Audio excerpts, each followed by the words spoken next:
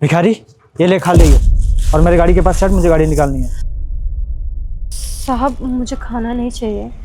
तो पैसे चाहिए? मेरे पास खुले पैसे नहीं पड़े। नहीं नहीं, पैसे भी नहीं चाहिए।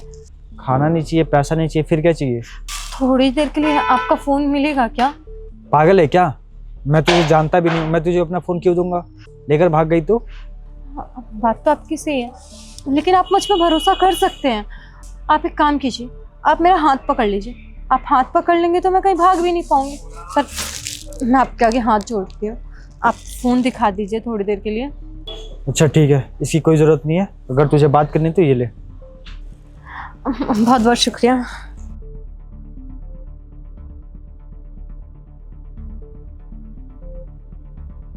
ये किसका फोन है? हाँ हेलो। हेलो भैया, हम बोल रहे हैं अंकिता। क्यों फोन किए हैं? अभी भाभी से लड़ाई करके गई है ना, क्यों फोन की बता। भैया हम घर आ सकते हैं क्या? सोचना भी मत घर आने का, समझी ना। जिस तरह से झगड़े करके गई है ना, वहीं पर है। मर जाए या कुछ भी कर, तेरे से मेरे को मतलब नहीं है। और आज के बाद फोन कर दी ना तो मुझसे बुरा कोई नहीं होगा। भैया हम मानते हैं कि हमने गलती की है, लेकिन हमारी बात तो सुनिए। भैया भैया ये लीजिए। क्या हुआ? किससे बात कर रही थी?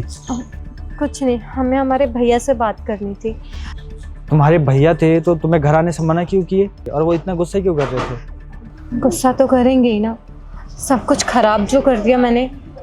लेकिन हुआ क्या, बताओगी मुझे? हमने 12वीं के बाद ना ऑनलाइन जॉब देखा था, हमने वही अप्लाई किया और उन्होंने हमारा फ़ोन पे इंटरव्यू भी ले लिया। उन्होंने बोला कि हमारी नौकरी फिक्स है, हाँ 15,000 रुपये सैलरी देंगे, रहने खाने का देंगे। हम भी उनकी बातों में आ गए।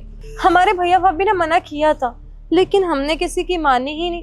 हमें लगा हमारी भाभी हमसे नफरत करती है ना, तो वो नहीं चाहते कि हम आगे बढ़े, नौकरी करें। हमारी माँ के जाने के बाद वो हमेशा यही सोचते कि हम भी इस घर से चले जाएं, तो इसलिए हमने किसी की बात नहीं मानी और हम यहाँ आ गए। यहाँ आने के बाद हमने उनसे कांटेक्ट करने की बहुत कोशिश की। हमें जो एड्रेस बताया था हम वहाँ भी गए थे। हाँ फ़ोन भी नहीं मिल रहा इन लोगों का। अब कहाँ जाएं? ऊपर से हमारा सामान चोरी हो गया, वो अलग। क्या करे, कुछ समझ ही नहीं आ रहा। जो सामान चोरी हुआ है उसी में हमारे पैसे थे। अब कैसे घर जाएं, कहाँ जाएं, कुछ समझ ही नहीं आ रहा है हमें। और तो और अब तो घर जाने के लिए भी भैया ने हमें मना कर दिया, कहते हैं कि भाभी घर आने ही नहीं देगी। साहब हमें क्या पता था कि शहर में ग्रेजुएशन वालों को भी नौकरी नहीं मिलती है। हमें लगा कि हमने बहुत आगे तक पढ़ाई कर रखी है तो हमें मौका मिल रहा है नौकरी करने का।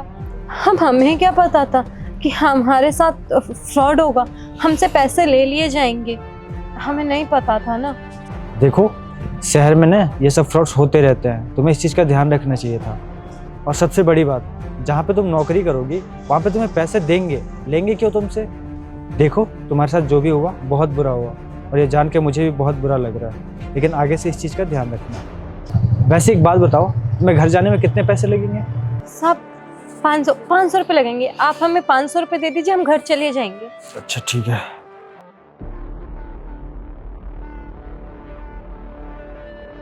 तुम ये लो 1000 रुपये, 500 में तुम घर चली जाना और 500 का कुछ खा पी लेना। नहीं नहीं साहब, हमारे लिए 500 रुपये काफ़ी है, हम 500 में घर पहुंच जाएंगे। अरे कोई बात नहीं, तुम रखो। अच्छा बहुत बहुत धन्यवाद साहब, अब हम चलते हैं। अच्छा एक बात बताओ, तुम ऐसे घर पे जाओगी, तुम्हारे भैया भाभी तुम्हें घर पे आने देंगे? वो भी इतना सब कुछ हो जाने के बाद? लगता तो नहीं है साहब, लेकिन क्या करें, हम शहर में भी तो नहीं रह सकते ना। हमारी भाभी के लिए बहुत अच्छा मौका है कि हम उनकी ज़िंदगी से, उनके घर से निकल गए हैं। हमें ये भी पता है कि वो कभी चाहेंगे नहीं कि हम घर वापस आएं, पर जाना तो पड़ेगा ना, मजबूरी है। देखेंगे अगर उन्होंने घर में रख लिया तो ठीक है, नहीं तो कहीं देख लेंगे झाड़ू पोछे का काम। हाँ साफ सफाई का काम तो हमें आता ही है, लेकिन उससे पहले हम घर जाके देखेंगे, क्या पता भैया मान जाए। अच्छा पढ़ाई लिखाई के अलावा और तुम्हें कुछ आता है? गांव में कुछ सीखी हो, सिलाई वगैरह? हाँ साहब, सिलाई का काम आता है हमें और बहुत अच्छी सिलाई करते हैं हम। ये तो बहुत अच्छी बात है। अच्छा सुनो, ये लो मेरा कार्ड। मेरे नोन में ना बहुत सारे मॉडलिंग एजेंसीज हैं और उन्हें टेलर की ज़रूरत है, तो तुम उनके लिए सिलाई का काम कर लेना।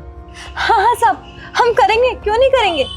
और मानते हैं कि शुरू में काम समझने में हमें थोड़ा टाइम लगेगा, लेकिन हम आपको यकीन दिलाते हैं हम आपको अपने काम से कभी निराश नहीं होने देंगे। एक बार हमें काम समझ में आ गया तो आपको कोई शिकायत का मौका ही नहीं मिलेगा। अरे तुम उसकी टेंशन मत लो, हमारे पास ना सिखाने के लिए अच्छे टेलर्स हैं, तो तुम अच्छे से सीख जाओगी। 1 महीने तुम आराम से सीखना, उसकी भी मैं तुम्हें पेमेंट कर दूंगा। और हाँ, 1 सेकंड, तुम ना ये और पैसे रख लो।